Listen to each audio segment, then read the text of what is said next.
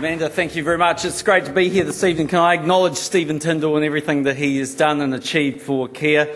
Kerry Prendergast, the Mayor of Wellington, my Cabinet colleague, Tim Grosser.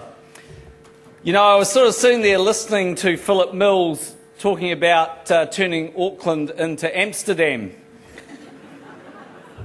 And it all of a sudden sort of struck me as a vision. I can see it now. The head of the new Auckland super city could be Nandor Tanchos.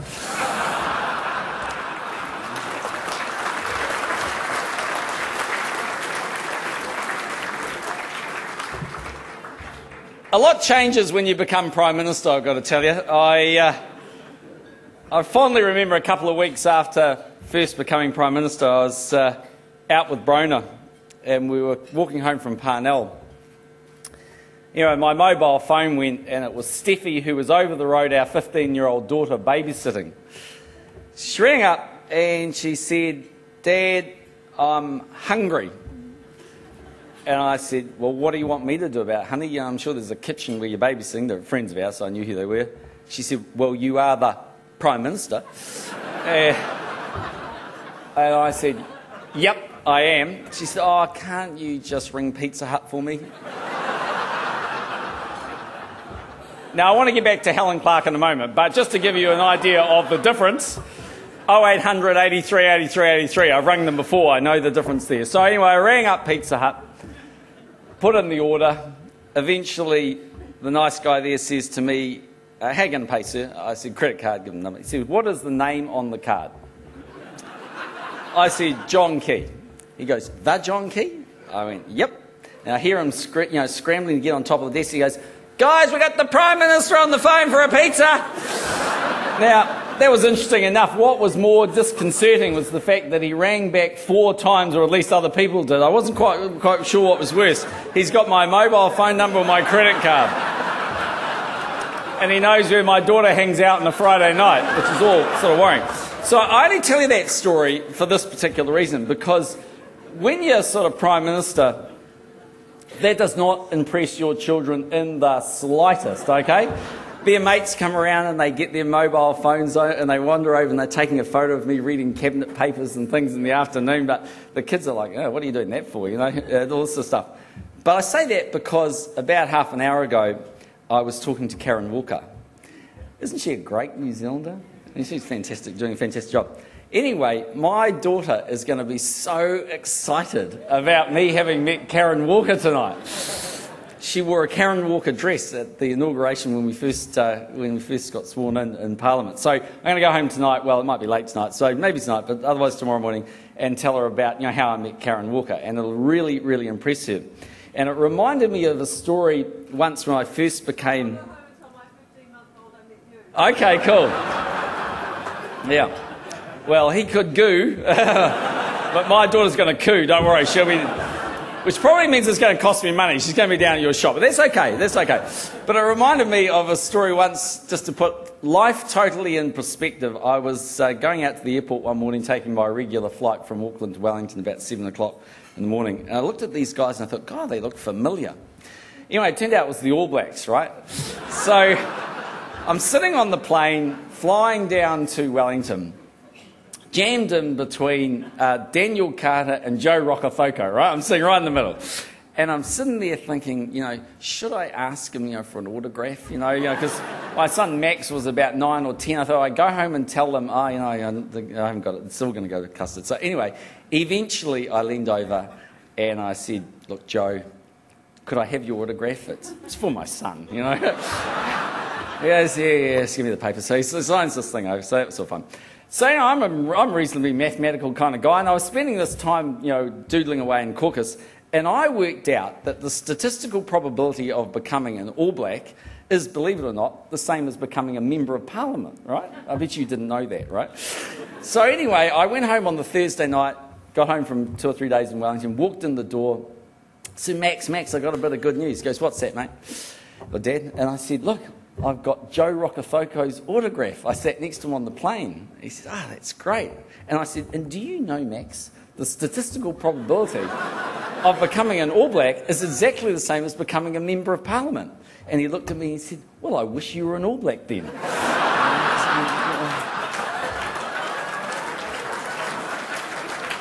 So I've got both kids covered off. But anyway, that's it.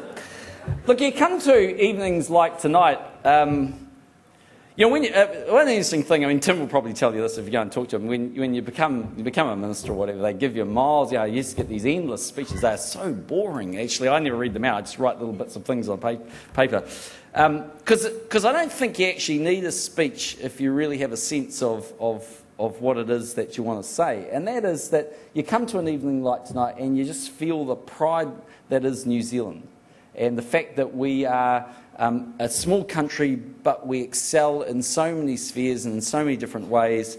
And it's fantastic to see those New Zealanders doing so well. And it's great to be here to celebrate them. And they're excelling not just in New Zealand, but around the world. So that is a great thing. I had a great experience of that this morning. The Stern magazine came out from Germany. Huge readership, actually. And they decided they're going to do a spread on New Zealand. So they asked me to go down to Logan Brown Restaurant, if you know it, in Wellington. The mayor will certainly know it. And they decided to put on the quintessential Kiwi meal with me doing an interview with this guy from Stern magazine and their photographer. And I've got to say, Steve Logan did an unbelievable job. Came out with this tray which first had this most amazing crayfish, sort of bluff oysters. I mean, it just went on and on and on. Wild shot venison, lamb, you kind of name it. And I thought, boy, it makes you proud to be a New Zealander. It was also a great way to spend a few hours at 10 o'clock in the morning. I didn't move into the Pen and Wales, but it would have been a nice sort of touch. Look, if you talk about celebrating success, I think I was really, really pleased this morning when the General Assembly anointed Helen Clark in the job as Administrator of the UNDP. It's a remarkable achievement, actually, and we had a...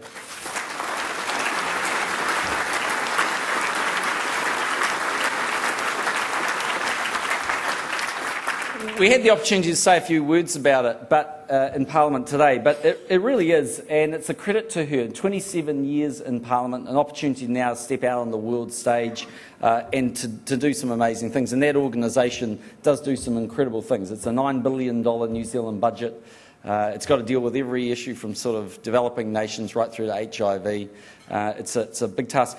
The advice we had from Ministry of Foreign Affairs and Trade, MFAT, and I've got to say, I didn't throw it in my speech in Parliament because I wasn't quite sure it's right, but they assure me it is right, that she's the first politician actually to be appointed at the UN. So there's lots of people that have come through the bureaucracy, but not sort of politicians. And, the government did our bit, and we advocated for her. We did whatever we could. Our office, particularly in New York, worked really hard. Rosemary Banks, who's up there as our permanent rep, is a great lady, did a great job. And I sort of spoke to the world leaders I could, and we did whatever we could. The Pacific Forum threw its weight in. And, the government did its bit. But the truth is, the reason she got the job isn't about the advocacy of the New Zealand government. It's actually because she's got the skills to do it. And I think she's just going to be yet another New Zealander that on the world stage succeeds and makes us feel proud of New Zealand. I heard a really interesting story once, which sort of took me down that sort of theme of what it is that New Zealanders achieve. Because wherever you go, New Zealanders are everywhere. When I was running sort of global foreign exchange and stuff for Merrill in London, wherever you went, there were always Kiwis. I mean, it doesn't matter where you went. They were just hanging out absolutely everywhere. And there was a really interesting story about, there was a situation with iPod where they worked out, obviously, they obviously had this iPod, but they worked out a lot of people go running when they use their iPod, right? So people want to work out how far they've been when they go running. So this Kiwi guy at iPod was sort of given the challenge to work out how they could integrate the technology at iPod and sort of work out how far people went for a run. Turns out the guy, this New Zealand guy, working, I think it was in New York, rings up basically Nike. Says, look, I want to talk to you guys because I think we could embed this computer chip in your running shoes and they could talk to each other and we could get to a situation where we can work out how far you can run. Turns out the person they put him onto was a Kiwi guy working for Nike. Isn't that a remarkable story? You've got two world-class multinational companies, you've got two Kiwis resolving their problems. And it kind of shows you, what we can achieve. We spent a lot of time in the election campaign actually talking about the brain drain. I kind of worry about it. Not because New Zealanders shouldn't go overseas and have great experiences, and some will stay and some will come back, but I worry about the fact that we have the highest brain drain of any country in the developed world for tertiary qualified people. So in other words, for the people who have been to university, 1 in 4 of them have now left and they haven't returned. And you look at that and you sort of say we live in a global world where if that carries on, the risk is we become a sort of giant educational facility for Australia.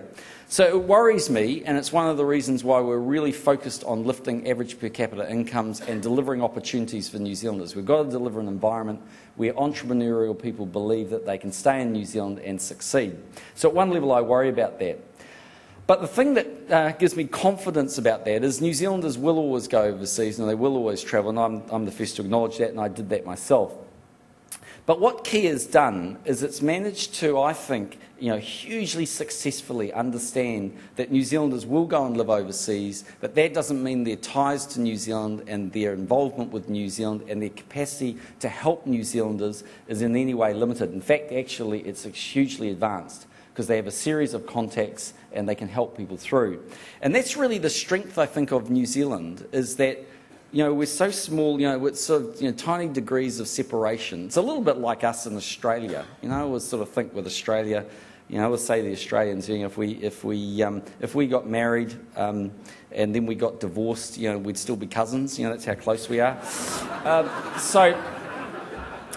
We're kind of pretty tight, and that's the thing with New Zealand, isn't it? That you're small enough to get our hands around it. Some of you, I've talked to you this evening. We're at the Job Summit. I actually personally think it was a great day. I think it was an example where we all came together for the future of New Zealand. I know that you've been working on that today. Stephen was telling me earlier, and that's again one of the reasons why New Zealand's going to come through the global crisis much more rapidly than other countries, because we're small enough to understand the problems. We can get our arms around it. We can actually do something about it. And the only other comment I sort of want to make is this. And that is that we announced, I think it was either yesterday or today, I think it might have been yesterday now. Time flies when you're having fun. I think it was yesterday, and it was in relation to us wanting to roll ultra-fast broadband out, and basically a fibre-based solution so we can offer really high speeds of technology. And there are lots of debates. I was talking to Paul Reynolds earlier, so this is not directed to you, Paul, but there's also always lots of debates about whether we should do that and whether we need these incredibly fast speeds or we don't. But you see, I guess the reason I am so committed to that stuff is this is the way I kind of see the world going, and that is that we're becoming a smaller and smaller place. And we've always suffered as a country because of tyranny of distance. Our big issue has always been we've been a long way away from markets. And the one thing the internet does is it gives us the capacity to intersect New Zealand with the rest of the world, and to do it in a way which is, means you're no longer disadvantaged from being here. You can get to markets, you can get to people, you can do all sorts of things. I remember going to a 40 below function actually we had during the election campaign. I said to this girl, "What do you do?" And she said, "I sell wine online to India." I said, "Wow, I didn't even think we sold wine in India." She said, "I do, and our sales are doubling every sort of 3 months." And I only raise that because the Korean president was down here a couple of weeks ago. Very interesting guy, very progressive president, actually, President Lee.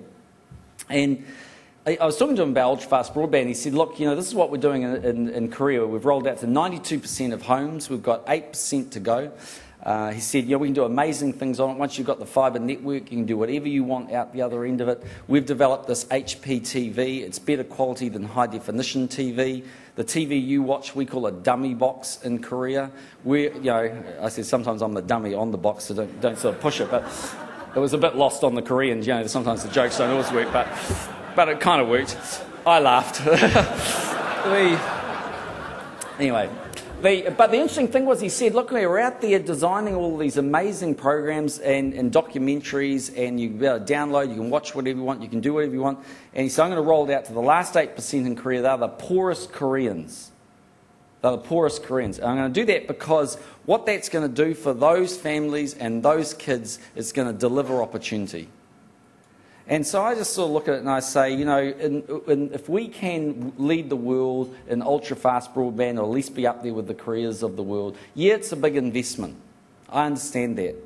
But in the end, if you want to make a step change and really make a difference to New Zealand, because in the end politicians come and go, and some come and go faster than others, but in the end they all come and go. Some leave a cycleway behind, but others, others don't. But they all in the end come and go. And I think when I go, I want to make sure that I can look back and say that New Zealand was in a position where it was able to compete. It had the infrastructure to deliver. It delivered that opportunity. And it didn't matter what your background was or what mum and dad did or whether you even had a mum or dad, you ultimately had a chance to succeed. And I think if we can wire New Zealand to the world, and then once you've got that infrastructure, you can continue to build on what you have in the room today, which is a global association of people who are succeeding. And then you put that all together with a culture which is an amazing country, a country which has just got a sense of its own self, it's got a sense of pride, and it cares about each other. I think you put all that together, I think it's hard to find another country that's going to do better. And so I want to celebrate all of you in the room that have succeeded tonight. I want to celebrate all of you that have previously won awards, but I actually want to acknowledge all of you for being here, for being part of what it is to be a New Zealander, and for making me proud. Thank you very much.